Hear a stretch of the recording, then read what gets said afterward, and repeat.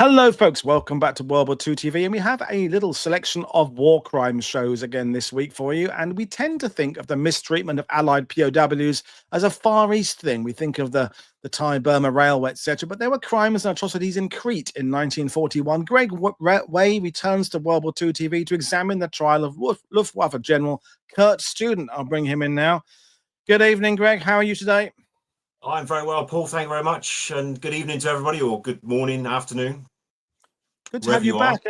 And you know, when you've discussed the Fallschirmjäger and the Germans in the past, we didn't sort of nudge into the fact of that they, in various occasions, were caught up in situations that would be deemed to be, you know, a kind of against the rules of war. Do you feel, before we get into your presentation, that it can be a tendency to just, if you start having, in a sense, an affection for a unit, be they Allied or Axis, to sort of not want to delve into the murkiness? Or do you think it's essential that you do kind of acknowledge the fact that wars bring out the worst in people? No, I always say, cast a spotlight on something, you create shadows. You know what I mean? So you've got to go into the light and the dark, which I've been doing for a few years now, particularly Crete, with atrocities against civilians and Allied POWs. And yeah, I don't think, I never use the word admiration, perhaps a kind of regard, because yeah, you know, not knowing much about Kurt Student 30 years ago, I've learned more and more about him over the years. So I thought the opportunity to do this was quite good combination in research. Yeah, and you know, I think the thing is that the looking at the war crimes as a separate subject allows us also to go back and look at the war itself, because the people at the war crimes were, in a sense, analyzing the combat, which is what we as historians do. They're analyzing it, and you know, where do orders sit in, and that is the whole story as we go, as we'll get into with Student, is that where does responsibility lie? So folks, you'll probably find that most of your questions about the trial will be answered as we go along, but that doesn't mean we don't welcome your questions. But I'm going to hand over to Greg to take us through this. So over to you, sir. Well, thank you very much. So what we have after World War II is the Allies focus more on the high level crimes, and as opposed to like regional atrocities that happened in Crete, involving irregular warfare and civilian resistance. So focusing more on the heinous crimes and the crimes against Allied soldiers. So the concentration camps and the crimes against the Jews and everybody else that the Germans were guilty of. So Student's trial was really notable, and as far as I can make out, it was only the third single defendant war crimes trial by the British military court after the end of the Second World War. I think the two before were at the end of 46, an NCO and an officer for the mistreatment of Allied POWs, but he was the most notable single defendant. Of course, there'd been the defendant trial, particularly the September 45 first Belsen trial, which had occurred in Luneberg as well, where the British were handing out death sentences, and rightly so, and long prison terms. So the trial against Kurt Student was on charges of command responsibility relating to the mistreatment of Allied POWs. And that, as we'd say in health and safety now, it's vicarious liability, basically the responsibility of the superior for the acts of the subordinates.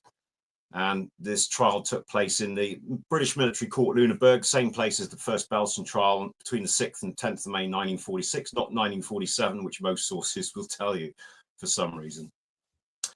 On the next slide, Paul, just a quick précis of who I'm sure a lot of people out there know a little bit about Kurt Student. Later on, not so much during the war, but after the war, he was regarded as the spiritual father, like the patriarch of the German airborne forces. That was quite a big thing post-war. And as you read in that AI document that I sent to you, it was more of a post-war term he was given. But he was a long-term soldier, stroke airman. He was a cadet from 1901, joined the army proper in 1910. He was a World War I veteran and a bit of a flying ace, a fighter ace.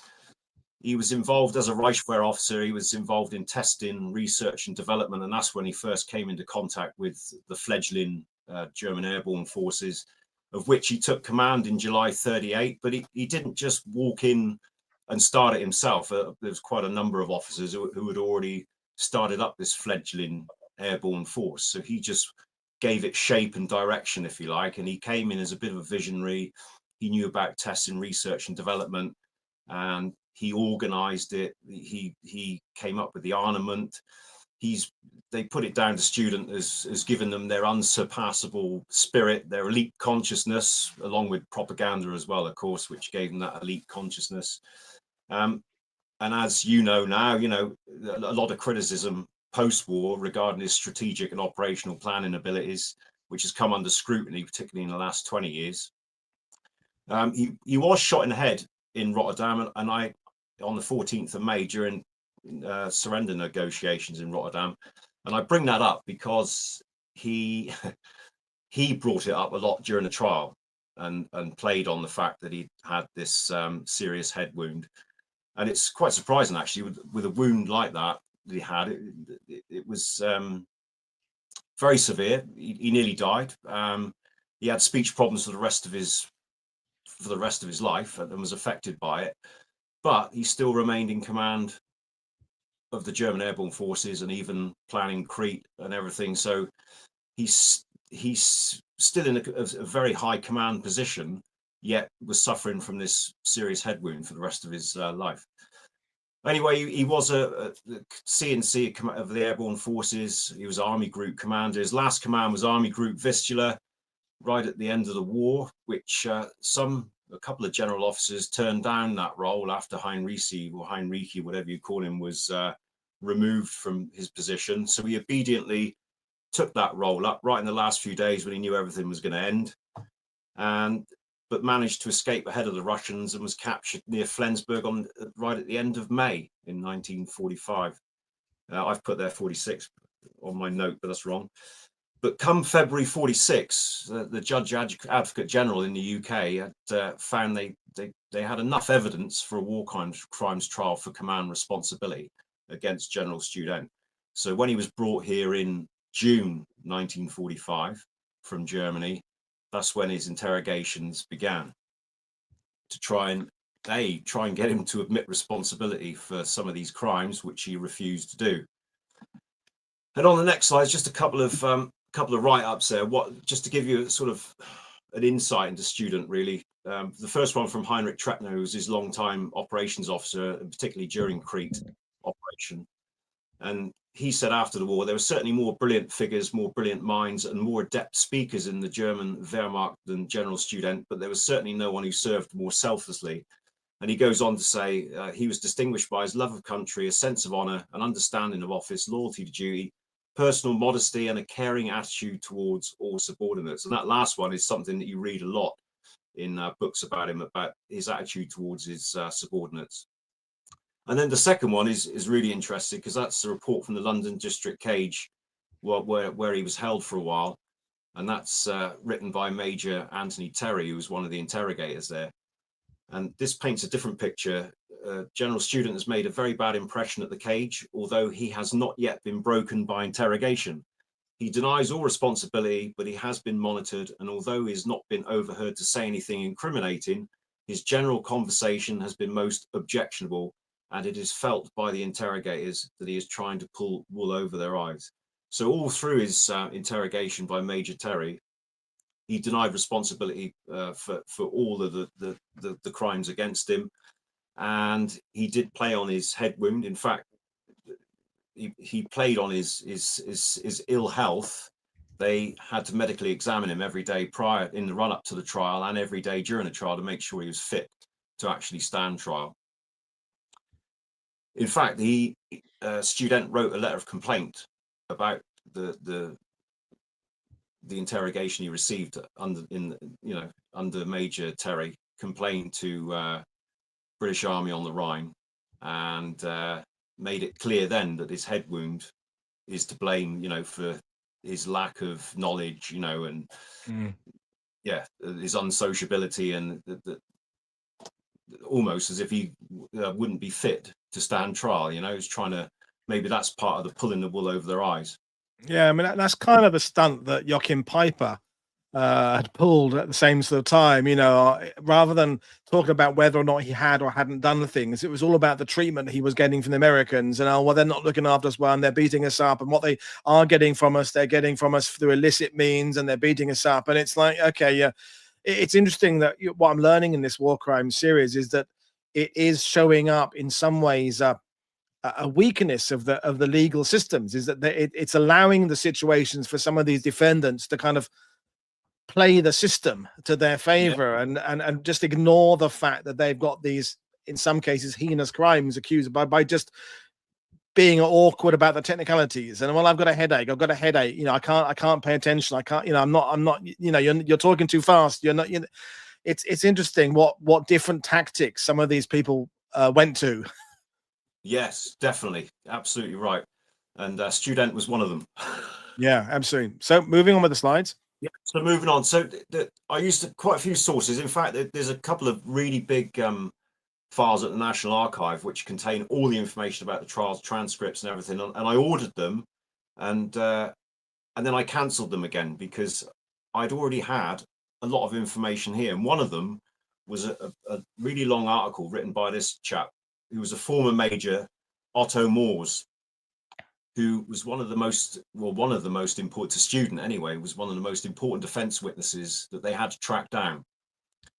I've got the file on Student's own notes from the trial with all his paperwork and everything, and he had a hit list of defense witnesses that they needed tracking down. Of course, they were everywhere. They were in the UK, they were in different places, different prison camps. Some were at the Cage, some were at Special Camp 11, and they had to track them down, and they managed to track Harold Moores down. And the reason that Student wanted him at the trial was because he was his IC on Crete, IC at the 11th in the 11th Flieger Corps. So he was in charge of enemy intelligence and would be in charge of questioning POWs to gain intel.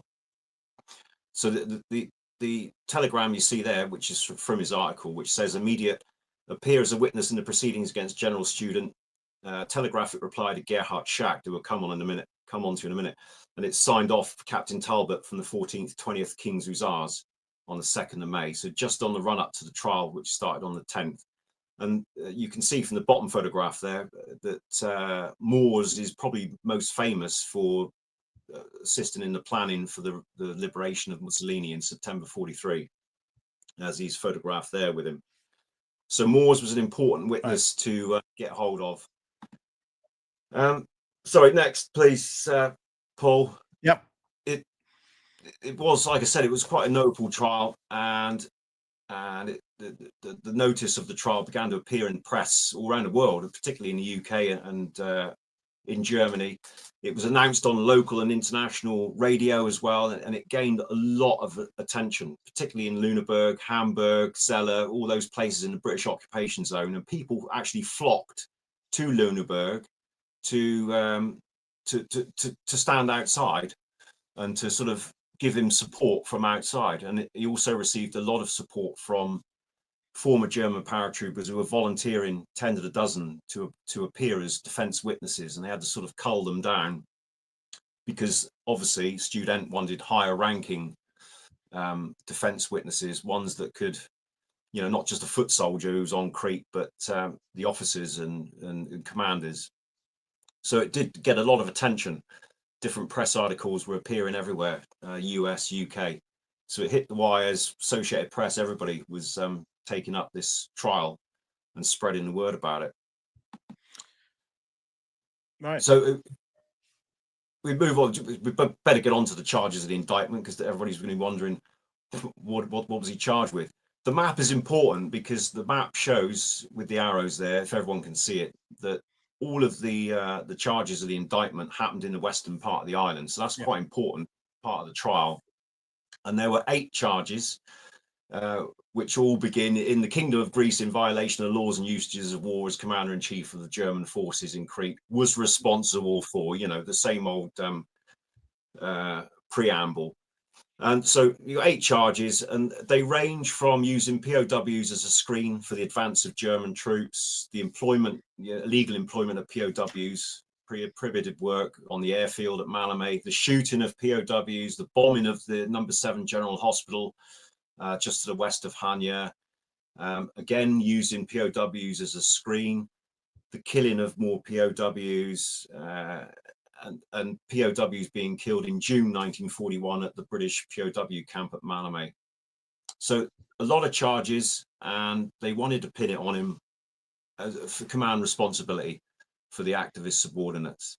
So And yeah, and command responsibility was this new thing. I mean, in 44, when the first meetings before the war was even over about the potential of future war crimes, that really wasn't a term that had been invented. And then, as I'm learning with this, as 45 comes along, they begin to think about, okay, we can't.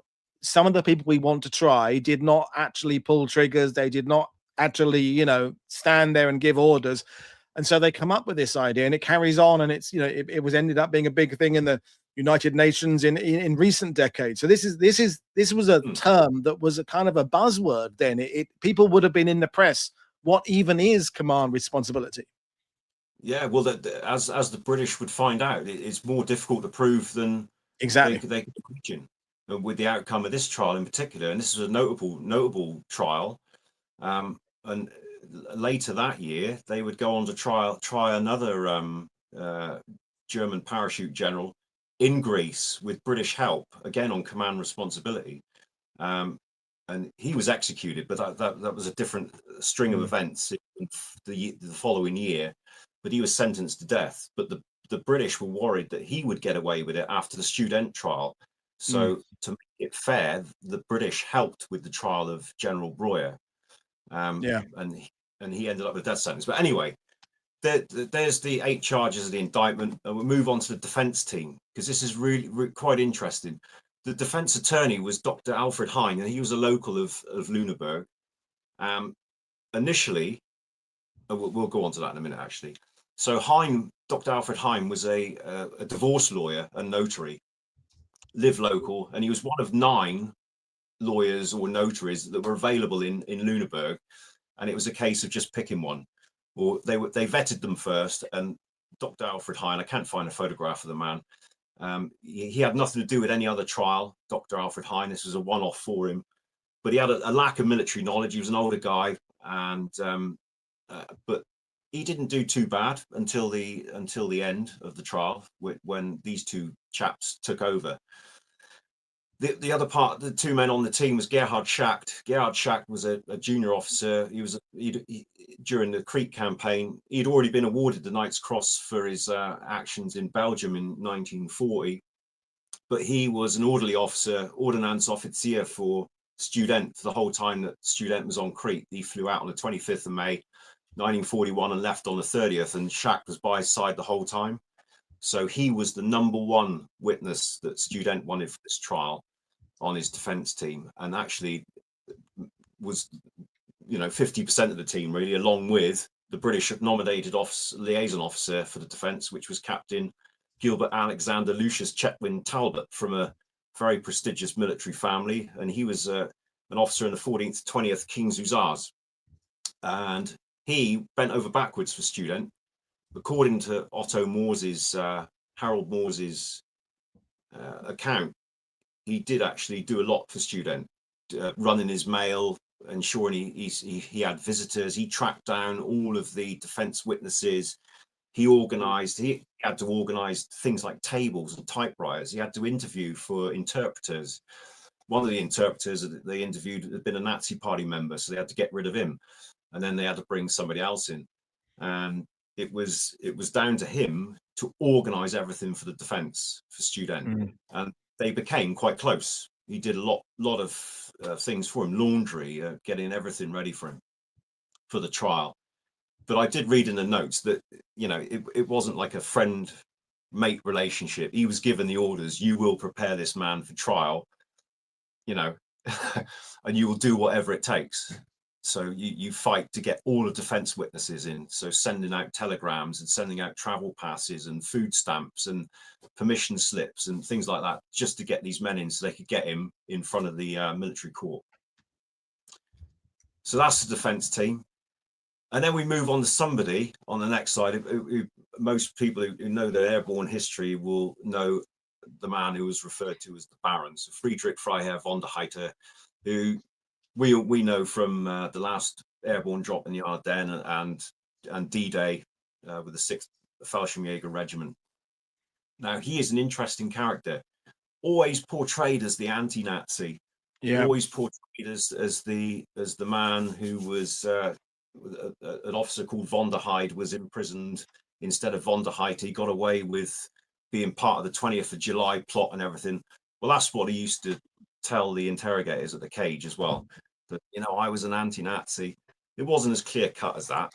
No, he was by no means the worst, but yeah, I was going to ask you, because he's the typical of a sort of officer that would have almost had a bit of an allure to British and American airborne soldiers, for example, in 45, because, you know, the British and Americans have to concede that part of the inspiration from their airborne forces came from the German airborne forces, and you know, and for Eban Emael and all that kind of stuff, that they hang there as being the kind of the archetypal use of paratroopers in the early part of the war. So, you know, if you were a defense counsel for an absolute SS shithead, you wouldn't have maybe wanted to brag about it to your friends. But people like von der Heide, they came out of the war with a mystique, an allure, and as we know, some of them ended on being NATO, like von der Heide was, and being highly respected. And as you say, the boundaries between being a good guy and a bad guy get a bit blurry. But yeah, definitely, yeah. I mean, yeah, this guy, I mean, he was the first paratrooper officer that I sort of started reading about in Charles Whiting's, what's it called, Charles Whiting's, but I can't remember what it is now. That was one of the first books that I managed to get hold of, and I thought he was a really interesting character then. And it's only really in the last few years I found out a lot more about him, because Student wanted him as well. Student wanted him as his defense counsel because he was a qualified lawyer. He spoke fluent English. He knew English law and international law. He was the ideal man.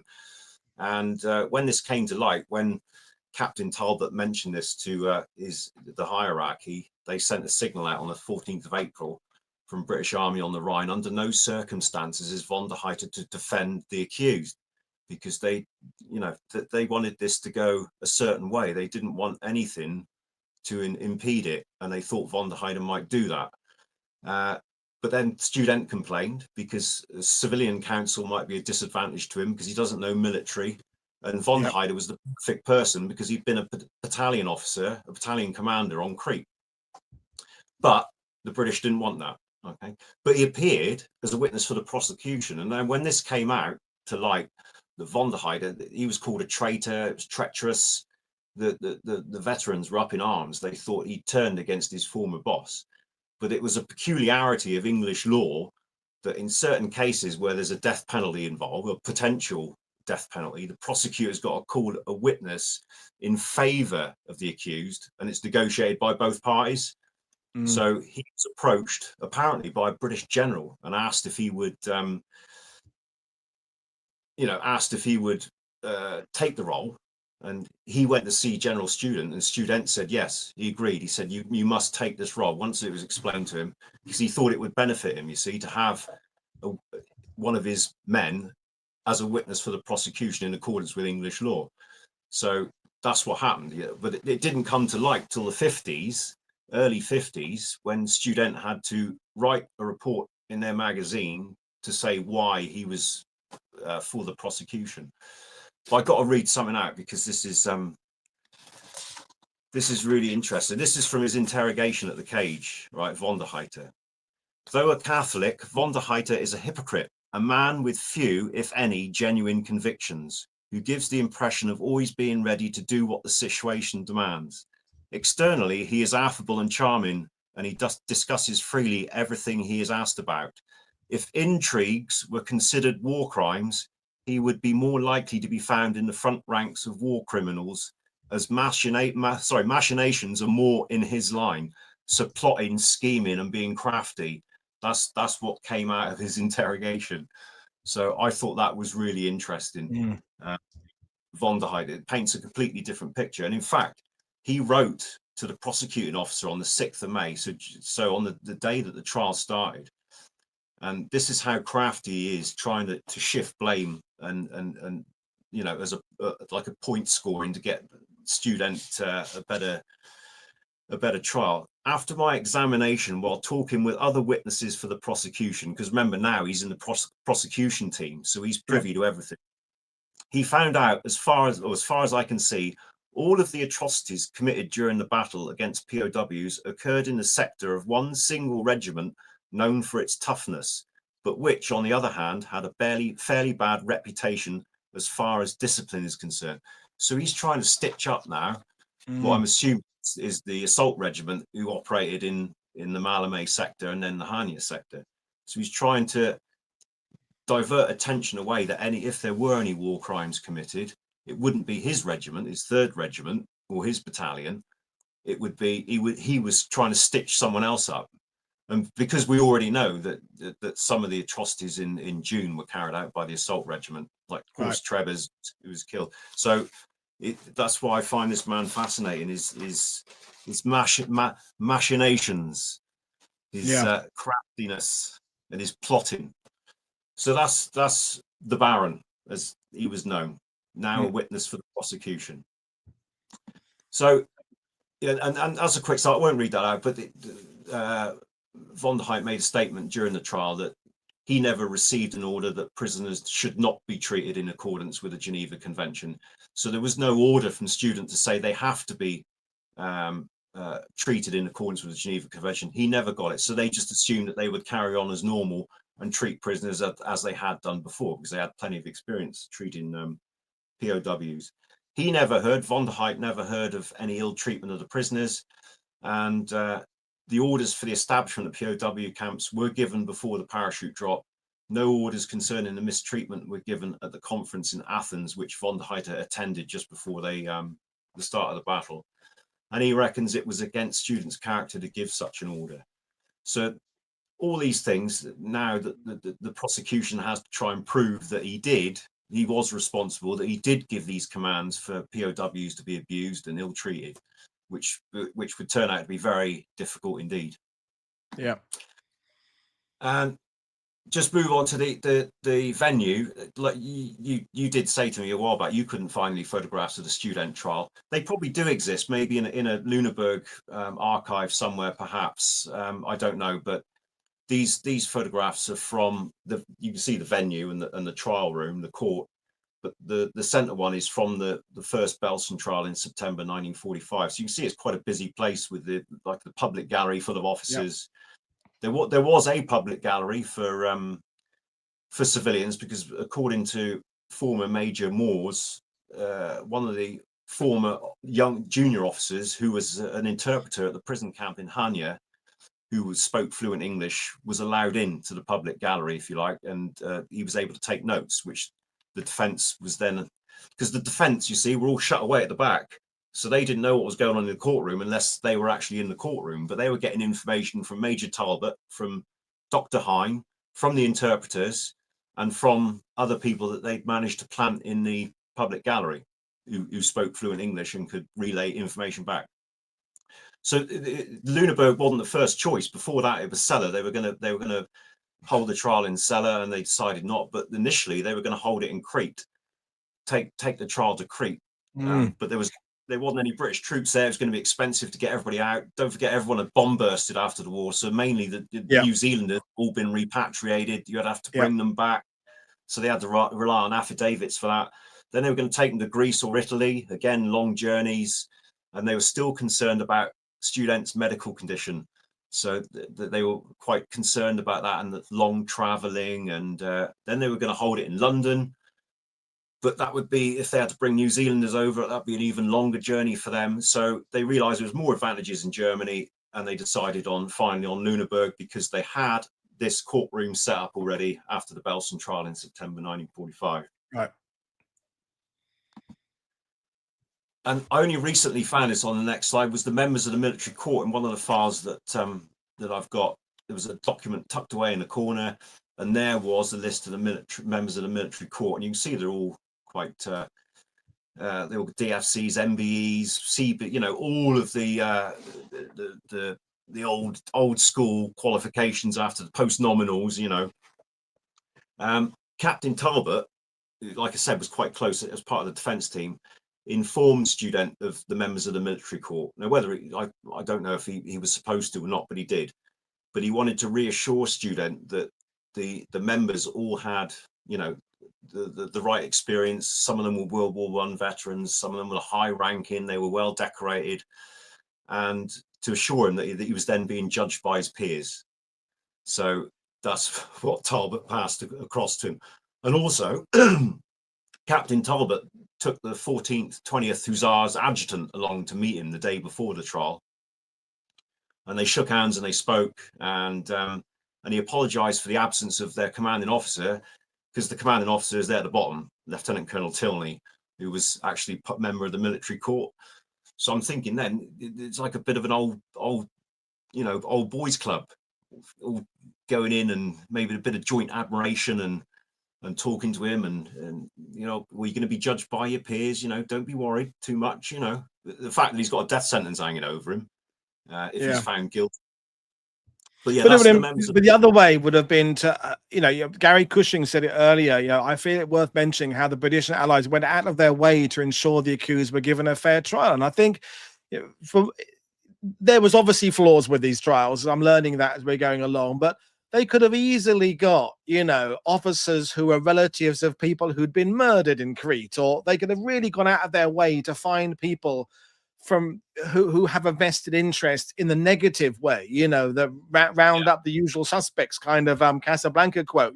There is a definite attempt by the British to try and find people who are, if anything, they're erring towards supporting the defendant, to make sure that defendant has the best chance. And I think we can look at it with two ways. That it seems very charitable and somewhat annoying that we're not pursuing these with more vigor, but I'm also sort of proud that we're trying to not be seen to be being revengeful, and that definitely happened in the Far East trials. There was some accusations of it was all about revenge.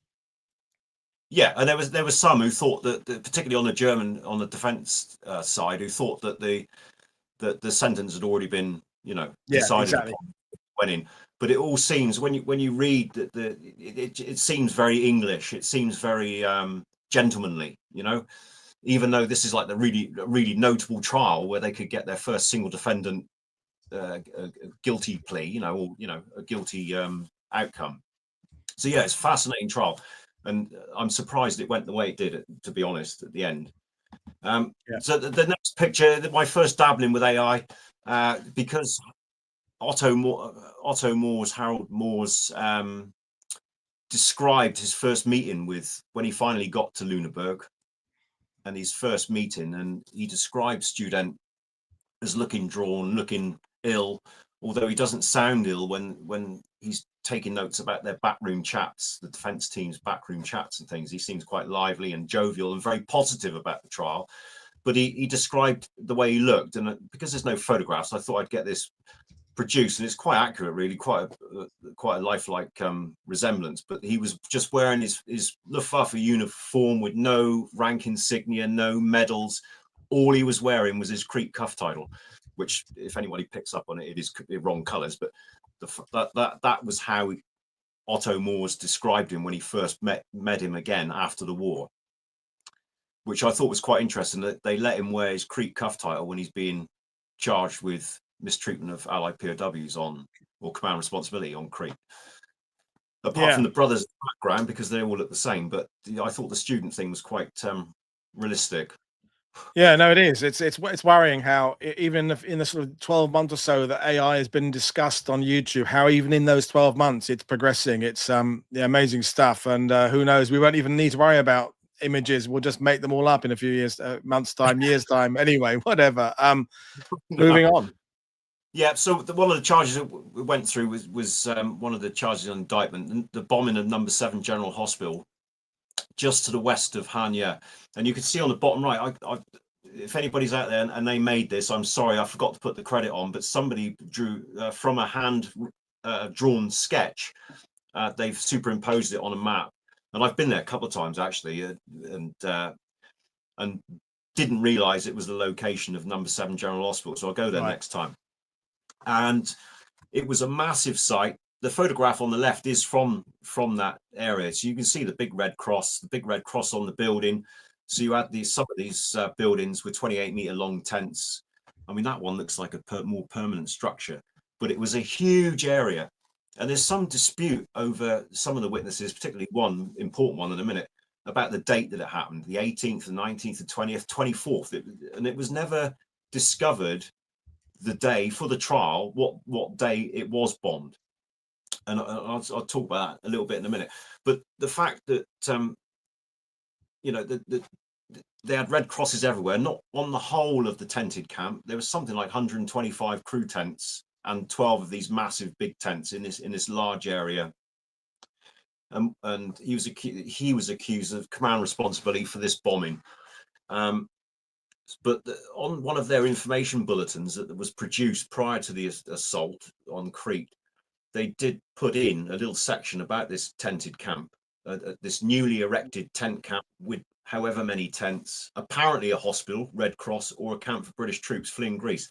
And it's difficult, you know, if you see a Red Cross, you know what it is, don't you? So whether they saw it, whether they thought the only part of it was a field hospital, the rest was just, you know, tented camp for troops. And it was very close to the main road, the west-east, east-west main road as well.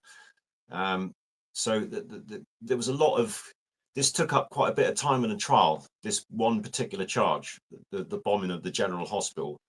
That was quite an important aspect of the trial. But there's a little bit more on that in a minute. And particularly the next slide, Paul, which is cooperation. The prosecution were trying to, you know, this association between von Richthofen, who was commander of the 8th Flieger Corps, so the air support, the bombing and the bombers and the fighters, etc., and the cooperation with Student as commander of the 11th Flieger Corps. So they argued that there had to be some sort of cooperation between them for ground support of the paratroopers on the ground, a bombing of targets, and you know, because in the opening stages of the Crete operation, you know, gliders were landing just as the dust was still settling because the bombers were coming in and they were strafing, just as the same as what they had done at Corinth the month before. So there had to be a level of cooperation between the two. And I found this post-war statement by Student, who said that Richthofen wanted to push me aside during the entire operation. There are arguments in many cases because he acted unreasonably and took over everywhere. I also had to counter his tendency to bomb cities, of which he did with Hanya. Hanya was bombed to pieces. But, you know, von Richthofen died of a brain tumor in US captivity in July 45. So he wasn't standing trial. And if he did, I don't think he would have got away, but I think he would have ended up on the noose, von Richthofen, personally. But yeah, there had to have been some sort of cooperation between the two. So they're still trying to pin responsibility on Student because they would have talked about what targets and sharing information, particularly air reconnaissance. So I thought that was really interesting that they'd gone down that angle, approached that angle, the prosecution, about your cooperation with von Richthofen. You know, they weren't your bombs, but you had to cooperate with von Richthofen, who did have the bombs and the bullets. And when your first appearance, when you talked about Crete, I mean, something like Crete, it is all about everybody having to be singing off the same hymn sheet. It is all about cooperation. You can't have a successful airborne operation if all your elements are not acting with a very clear communication and set of instructions and directives. I mean, they're risky enough as it is without having people who are disagreeing about methodology. So interesting. And there were mistakes on Crete. There were blue-on-blue incidents. There were times when aircraft should have been there attacking ground targets and they weren't, or they'd been there and gone before the paratroopers arrived and left a gap in between. You know, so there were mistakes made from the air, but you expect that. Like, it was 1941, you know, air-ground cooperation with, you know, poor comms and things is using ground markers is difficult. Yeah. This next statement, this just goes to show that statements and affidavits and witnesses would give in different testimonies. It was like 6s and 3s, you know. Yeah. Some were saying this, some were saying that. So this particular one, which was the when the number 7 General Field Hospital paratroopers came in And some witness statements said that they started shooting up the place, that they gathered the patients and everything, and then forced them on the to walk ahead of them into the New Zealand lines, using them as a front. And then you see accounts of, no, it didn't go like that. So it's definitely 6s and 3s. And this account by Captain Crean of the Royal Army Medical Corps, he wrote to the President of the War Crimes Court in May 46, and he had met a New Zealand medical officer who was present when the field hospital was captured, but he'd since returned to New Zealand. He stated the patients were treated well, and the numerous walking wounded were escorted back to friendly lines, and a message sent ahead, which did not arrive. So we know in a minute that one of the New Zealand Brigade headquarters was only about 400 meters away from the field hospital. Yeah. New Zealand troops believed the patients were being used as a screen, and a firefight ensued with the POWs caught in the middle. So there were many conflicting reports over this. So the prosecution is saying one thing, and then the defense is saying, well, hang on a minute, we've got this witness who says it didn't go like that. Oh, but it did. And you know, it becomes to and fro like a game of table tennis. Well, but it makes sense. I mean, this was 5 years previously. I mean, in the Far East trials, which we're covering, we've got a show on Thursday with David from Australia, is that on some of the islands where the Japanese were keeping people captive, the cases they found easy to try were from incidents that occurred in 1944 and 1945, because testimonies seemed to be more in agreement when they were going back to crimes from 42, because crime years had passed. Everybody's remembering it differently, which therefore becomes an issue for prosecution, because if you've got 4 witnesses who witnessed the Japanese officer, I don't know, beheading the prisoner, but one person said it was in the spring and one person says it was in the winter, and what it automatically makes the case look a little bit problematic. So yes. So with a Crete trial being occurring 5 years later, of course, there's going to be discrepancies. It doesn't mean that it's just memory, though. It's people remembering it slightly differently, and those people who'd been through these incidents had obviously been through other incidents and other campaigns and other battles since after this and before the end of the war. So it's, you know, a lot of things in their heads.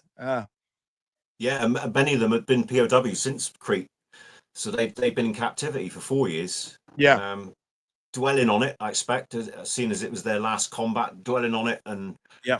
And then you got the guys who bomb bursted back to New Zealand, and some of them had gone back to farming, and they weren't really, that wasn't a priority in their life then either, because they just wanted to get on with it. They would, you know, try and get over the war and start again, start fresh their lives. And so some of the affidavits that are written are just a few lines, you know, and I'm sorry, I can't be of any more help, because time has taken its toll. You know, I mean, some things obviously it will stick in your head, but they do get a bit.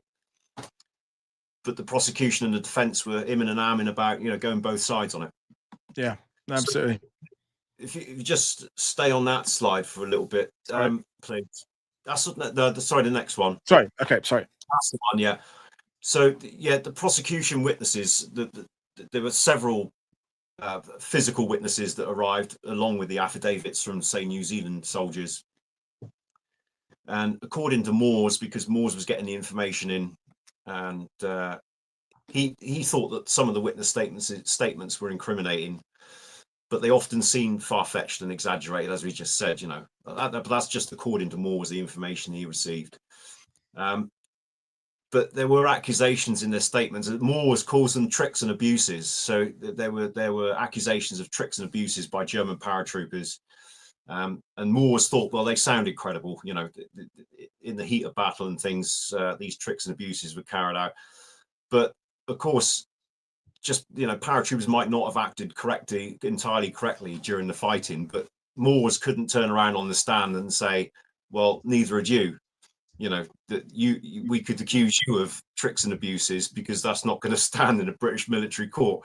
So, you know, I thought that was quite interesting that tricks and abuses came up, and we know that it happens on both sides, but then it's biased more towards the accused than it is the, you know, there's quite a few stories of tricks and abuses with flares and ground markers and things like that, and you know, And the Germans did it, the British and New Zealanders all did it.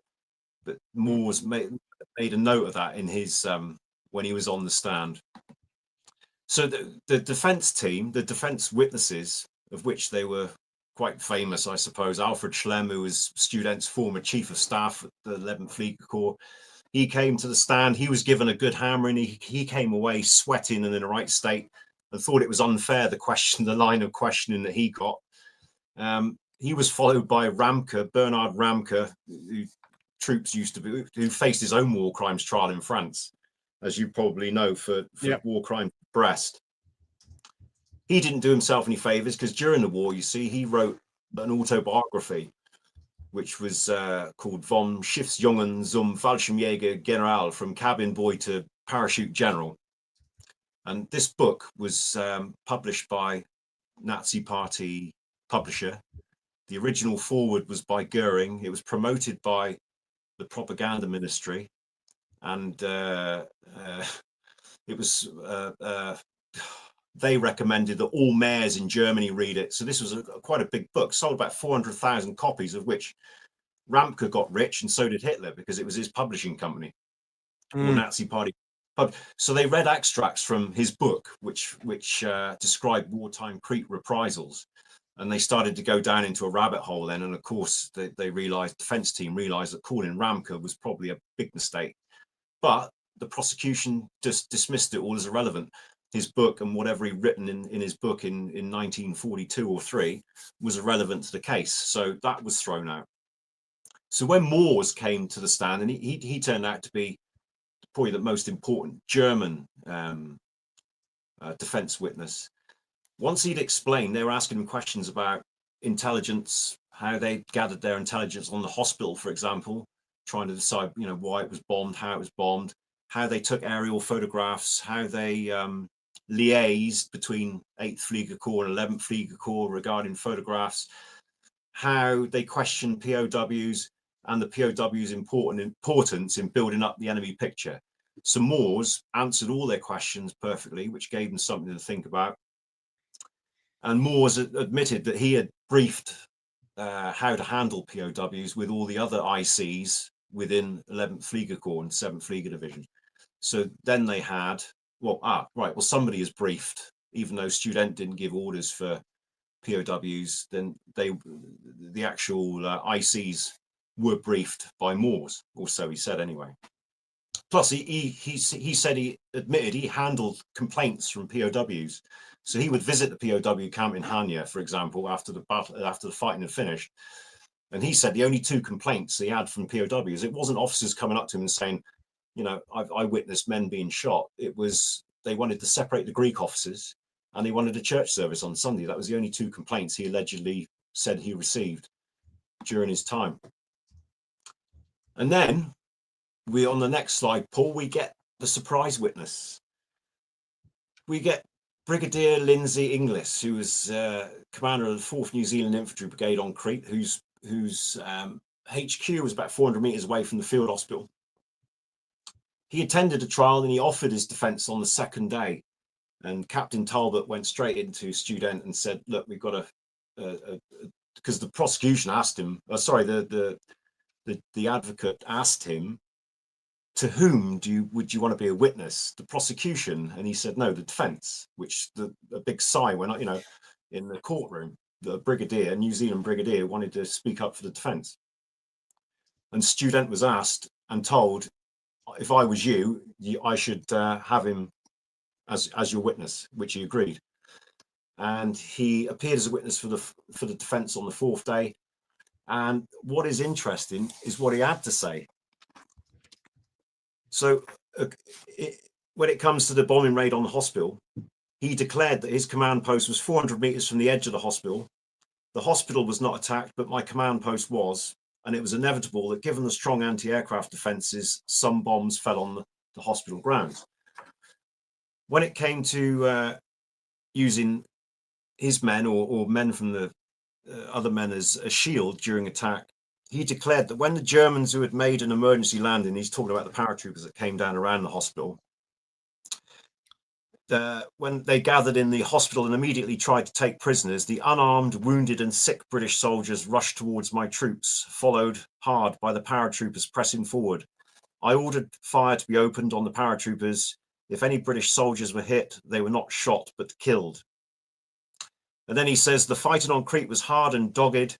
The attitude and fighting spirit of the paratroopers was beyond reproach. Infringements or unauthorized actions were unavoidable in war. I must therefore state one thing here. If General Student is held responsible for the actions of individual subordinates, then I too must be held accountable, for I had just as little influence on the individual actions of some of my men.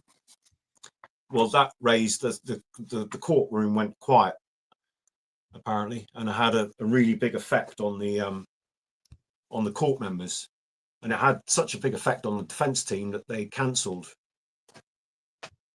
in fact, all but one defence witness from then on.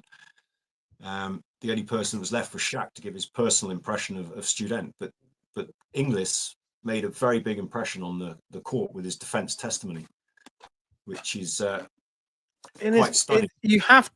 You have to wonder what his motivation was. I mean, I see his point. I mean, I would imagine that if pressed, most officers would say it's difficult to maintain the discipline control of men under your command. It would be impossible once you get beyond a certain level of command. I don't know, platoon command, but once you up to like a battalion. But to kind of step forward to give this in the defense of a German being accused of these, it's really interesting. Yeah. Well, it was a shocker in the court, and I mean, he even petitioned the verdict after as well, and scrutinised the witness statements and affidavits, and wrote to the 30 Corps, who were the British Army on the Rhine's representative, complaining about these the witness statements and affidavits, pointing out to them the mistakes, because he said he was only 400 meters away. He could see the field hospital, for example. He could see the troops pushing forward, the patients pushing forward, and it didn't tie in with what the witnesses were saying in the affidavits. So I don't know if that had any sway on the court at all, but yeah, that's Brigadier Lindsay Inglis. I just want to go. Yeah, go on. Actually, it is really interesting what sort of characters could turn up in these trials in either defense or prosecution that kind of threw a spanner in the works, and all that took it in a direction we weren't expecting it to go. And sometimes the defendants themselves, in the trials we've covered so far, sort of threw out something in the middle of it that just threw everything into a panic, because they took it in a direction. It's, you're talking about the guy that you didn't have a photo for, who was a divorce lawyer. I mean, this is taking whatever your experience was as a legal representative here. You had not dealt with anything this big. You'd whatever your career had been, people being accused of war crime is a big thing. So it's pushing everybody to kind of beyond their level of comfort. Yeah, well, Dr. Hein really towards the end of the trial came to the limit of his usefulness, to be honest, because he realized he was out of his depth when it came to the military matters, and it was the whole defense really was driven by Schacht and Captain Talbot. And in fact, the closing statement, Schacht and Talbot wrote it themselves. They couldn't rely on Dr. Hein giving a good summing up for the defense. So they stayed up all night on the final night before the final day of the trial, and Captain Talbot apparently read it out. And Hein didn't even realize he'd started producing his own. He'd produced his own, and then was told by Captain Talbot, no, we've produced one because we've written it from a military perspective as opposed to perspective of a divorce lawyer. So yeah, very interesting. All these and you're wondering, when you said that there had been a possibility of the trial being in Crete, and there's a big discussion in the sidebar about the various atrocities that occurred in Crete, reprisals against SOE operations, etc., that occurred. And is that if it had been in Crete, and who knows what sort of person would just come in and ask to be in the prosecution, I want to speak and just talk about something unrelated, but I was in a village of so-and-so when the Germans went in there and did this, this, and this, and here's how they did it, and here's what, to just kind of suggest that these things did happen and that people were doing things. And I saw officers bellowing orders. But of course it's in Germany, so there was no one like that was going to suddenly appear and give a different flavor to the events. No, and everybody outside the court was supporting Student. Yeah, he's got his fan club outside, his fanboys. Outside, yeah. it is interesting. We'll move on. Fascinating stuff. There's just a couple of exchanges here regarding command responsibility. So on one occasion, the prosecution said that Student had pitted his opinion against the opinion of Hitler, and it was up to him to get Crete at all costs. And in my submission, all these things were done by subordinates with the full knowledge that they would have been supported by their commander-in-chief. So they're pushing on this command responsibility that should be found guilty, for giving orders that all of these mistreatment of Allied POWs was down to Student. And the defense spoke out saying, when a general decides to make a big scale operation on a core basis, he makes his appreciation of the situation and his staff work out the orders regarding details. Any general policy is obviously that general's responsibility, but I maintain that the details are not. So they're trying to get to the crux of this command responsibility.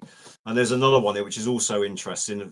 The defense this time exchange with the prosecution. So all the charges related to acts done in the Malmö and Hania area when troops were dropped in other parts of the island, going back to the map, of course, it would not therefore be said that it was the general policy of the parachute troops to commit atrocities and to capture Crete at any cost, because these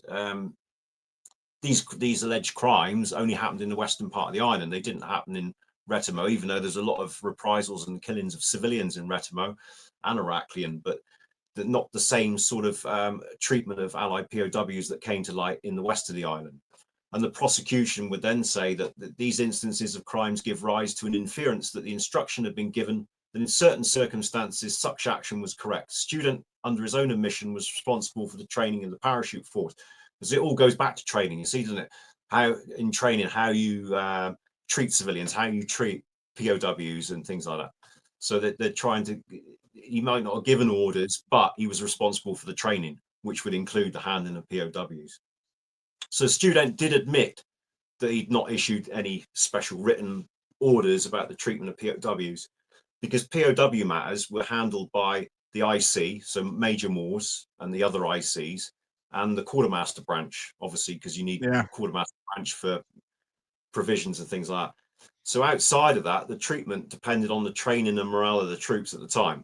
So that's what Student admitted. And he went on to say that the paratroops had set a high moral standard when they were previously in action. So in Belgium, Holland, Norway. So, and it proved that they already knew how to handle POWs, as he said, justly, legally and humanely. So but you're talking about in principle as opposed to specific cases. They're all talking about, well, we haven't said anything about, we haven't said it's not okay to kill people. We haven't said it is okay. We've assumed that people will be doing it based on their it's all a bit woolly, isn't it? I mean, I see you're just simply relaying what happened at this trial, but it seems both sides are playing around in some ways with language, rather than actually just pointing out absolute, definite, hard and fast, because they haven't got that. If the prosecution had that, if they had here's a letter, General Student, where you expressly said to Major so-and-so, go and kill those sons of bitches, I don't give a shit about them, that would have been the smoking gun. But there isn't that. So it's this legal, but sort of almost childish playground. It's interesting. Yeah, it is. Yeah. The exchanges, it just makes you think that this is such a notable trial with a death sentence, and yeah, it is very. Many doctors just said, I didn't commit an atrocity yesterday, so the one I did today doesn't count. That's that is so true. Yeah.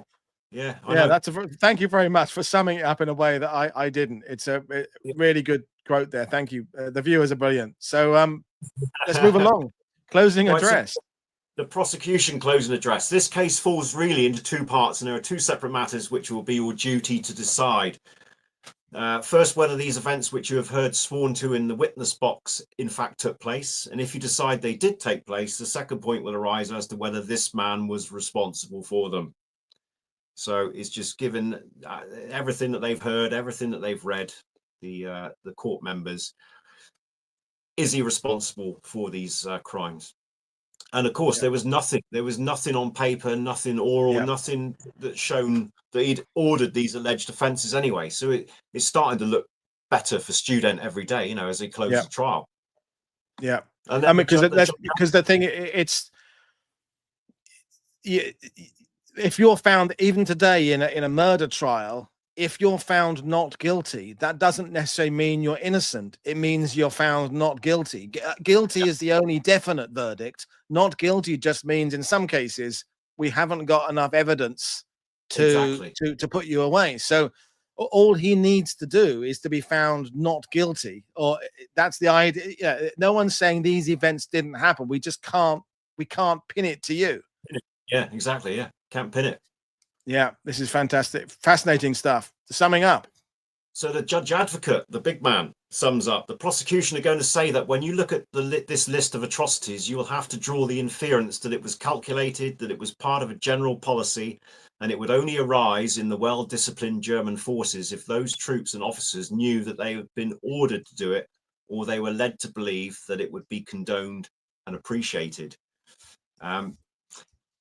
Yeah. So, like I said, he's denied responsibility. There's no proof. All we've got is affidavits, witness statements. Then you've got English coming in and saying, well, this didn't happen, that didn't happen.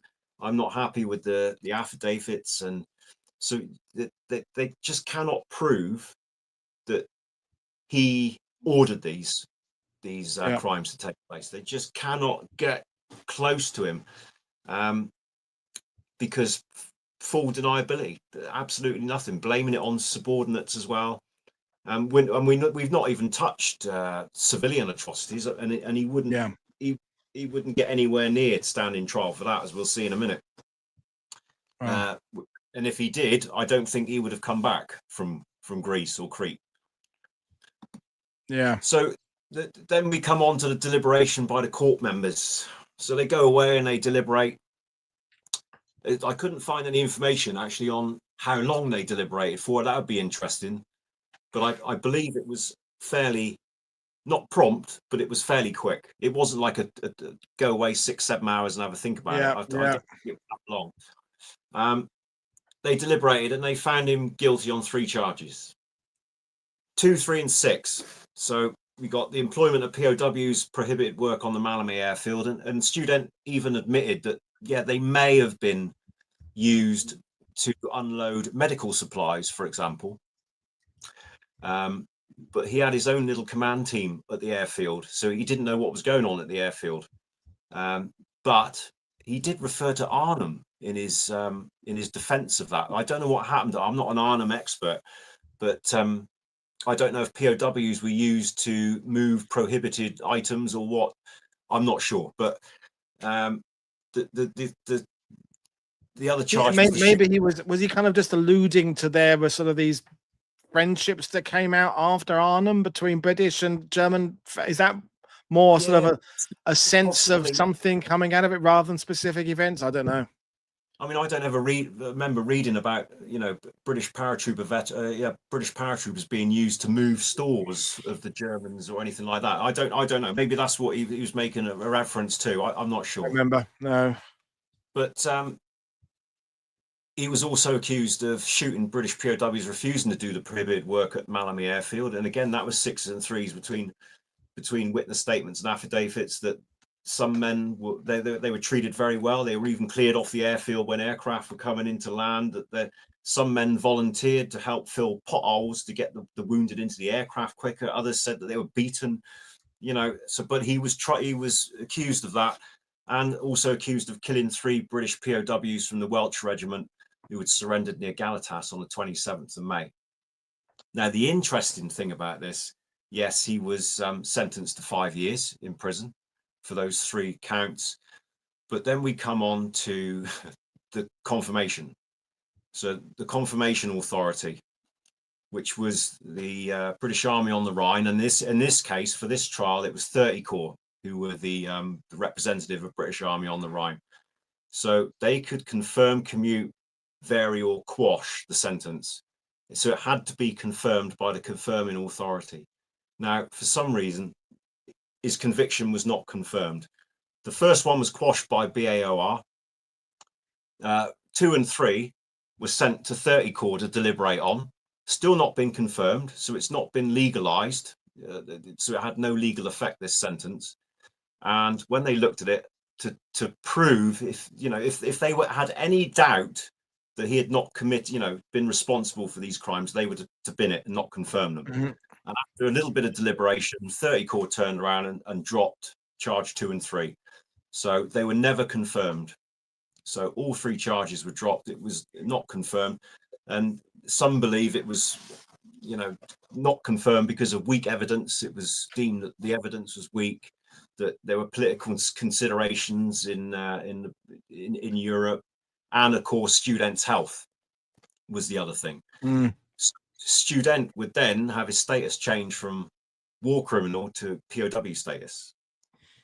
So he goes off once this has been confirmed, not confirmed, but once these charges have been dropped, he's given POW status. So he would see out the rest of his time as a POW, which he didn't anyway, because he was released in 1948. I don't know when in 1948, but he was released due to ill health. So sorry, that slide back, please, Paul, a minute. Sorry. So yeah, that's when I look at it, read through everything, obviously in more detail than this brief, which has just been knocked together using all of these documents, and I find it astonishing when I saw the end result, the fact that the confirming authority, who was there to give it that legality, so he would serve his sentence as a war criminal, it wasn't confirmed for various reasons, or unknown reasons. We're just sort of, throwing them out there, potential reasons. And so he doesn't serve his time as a war criminal. He was even sent to, whilst he was a prisoner in the early days of his sentence, he was sent to the Netherlands to see if they had anything against him as well, because he had played a major part in the autumn of 1944 during the Arnhem drops and things. And he was cleared of everything in the Netherlands and sent back to World prison. And that was it. That was his time. He would see out his time. But the only thing that was looking bad for Student was the fact that in September 1946, the Greeks were after him.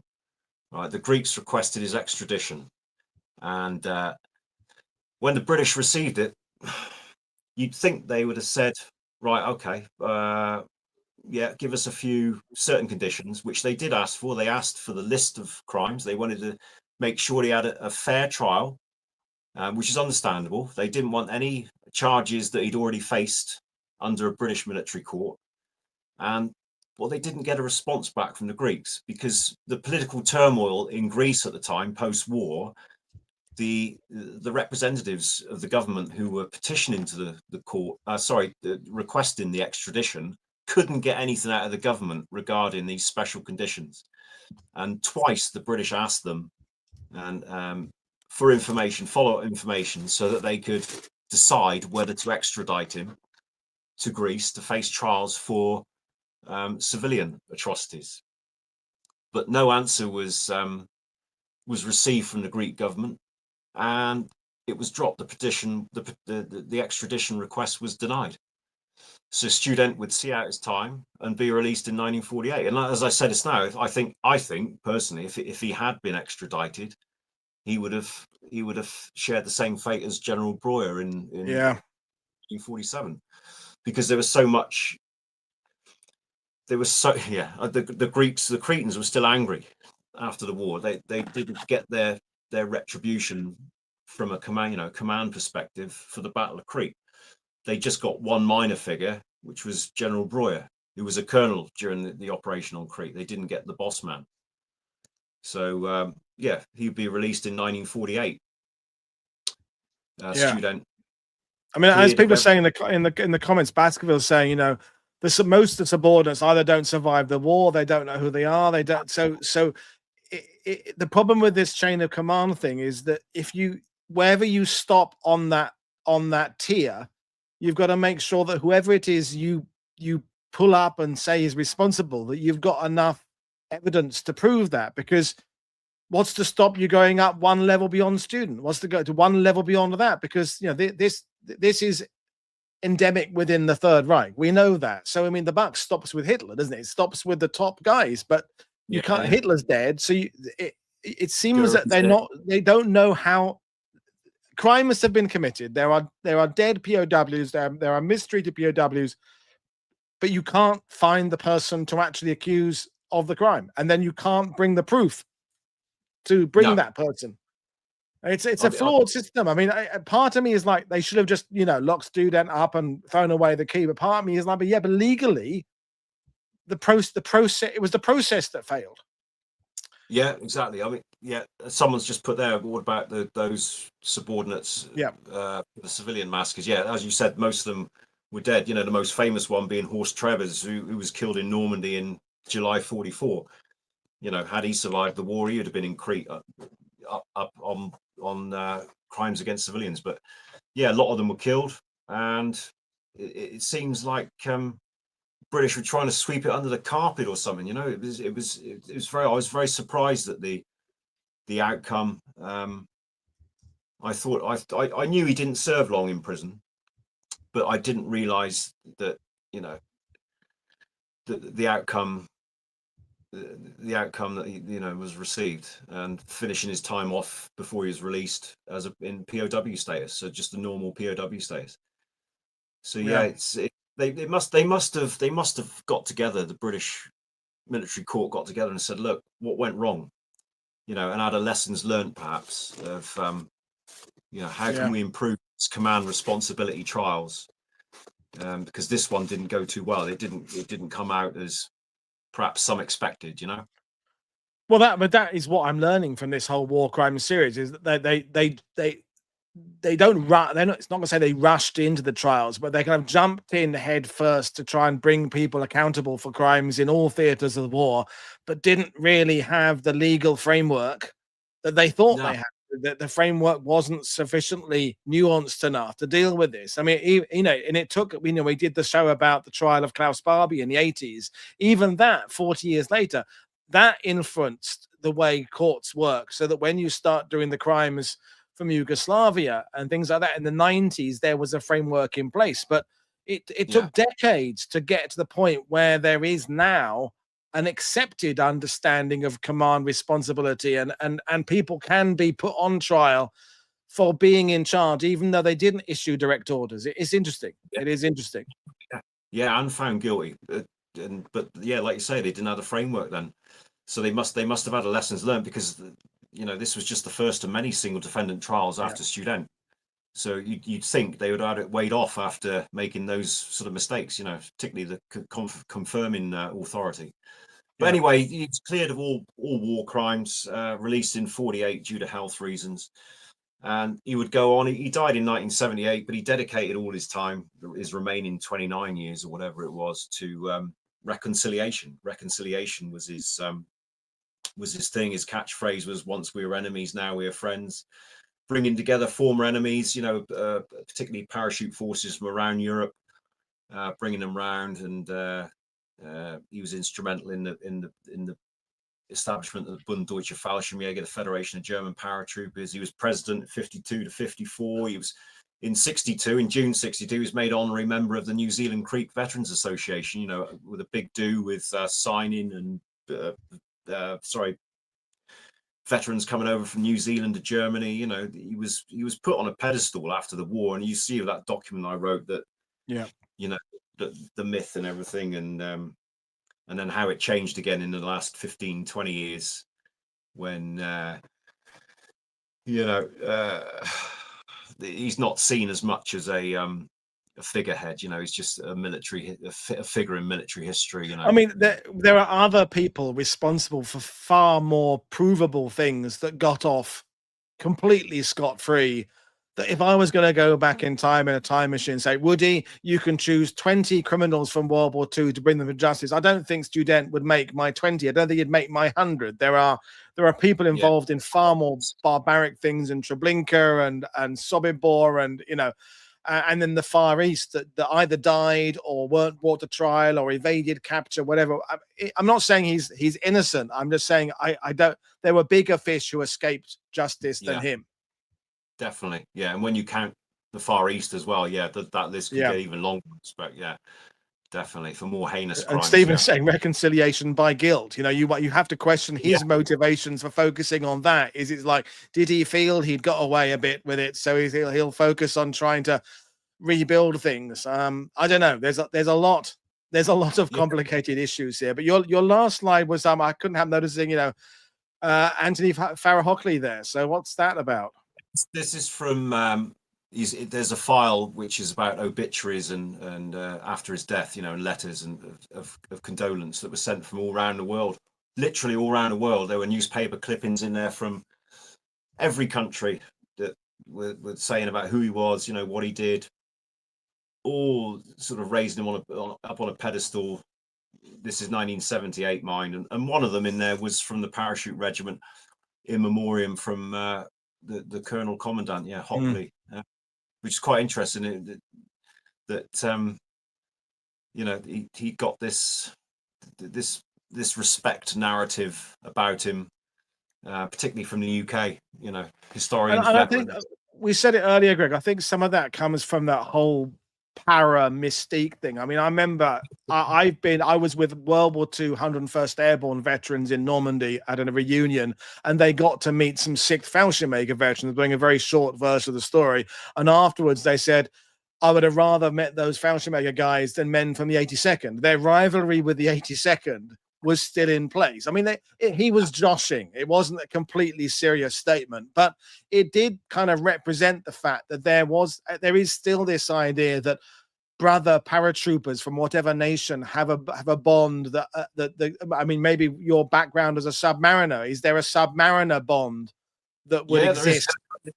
I met some Russian submariners years ago, back in the late 80s, that came over, and there was this common bond of what you do. Yeah, it's particularly something special like jumping out of an aircraft. You know, and the fact that it was new back then as well. I think everyone in that sort of role had this elite consciousness, didn't they? Really, it's just the German was built up by propaganda, and you know, it's an interesting old subject. Yeah, really, and I think I'm learning more from the shows about the trials that are clunky and don't quite work than I am from the kind of the closed case. Yes, you're guilty. Here's the charges. Boom. That's it. We're sentencing you to death. You're dead. You know, I mean, the Nuremberg film with Russell Crowe that's about to come out, and Goring, Goring escaped the noose because he committed suicide, but he probably would have been found guilty. Blah.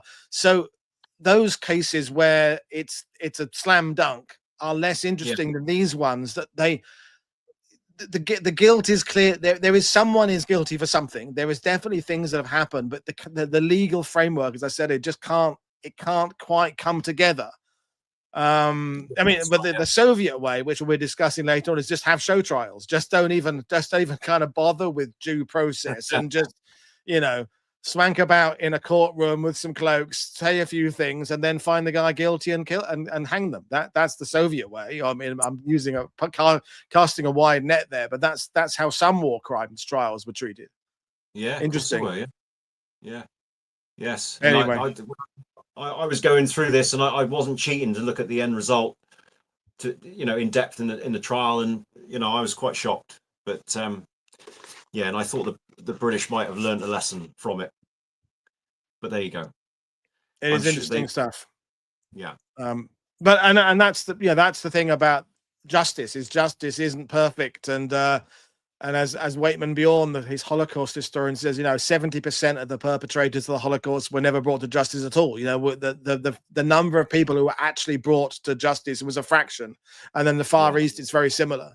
And I guess you could broaden out to all wars and all war crimes. In fact, all crimes generally. You know, how many things when you report a vandalization in your town? How many times does someone actually get pulled up for that and arrested and tried? And more crimes go reported than go solved, and then beyond that, few people get get the justice they deserve. So it's complicated. Yeah, very complicated. Anyway, Greg, it's been fantastic talking to you. So, folks, 2 shows tomorrow, 2 more war crimes shows. We're talking with Jack Fairweather about Fritz Bauer, who was the German Jew involved and homosexual involved in the war crimes trials. Then later on, we're looking at one of the nasty Norwegians who was working for the Gestapo in Norway. So I'm looking forward to both of those. So as always, click, like, and subscribe. Buy my guests' books. The links to Greg's book on Fallschirmjäger is in the description below, and his previous appearances on World War II TV. So thanks everybody for another fantastic discussion. I will see you all again tomorrow. Cheers everybody. Cheers, Greg. Bye. Bye.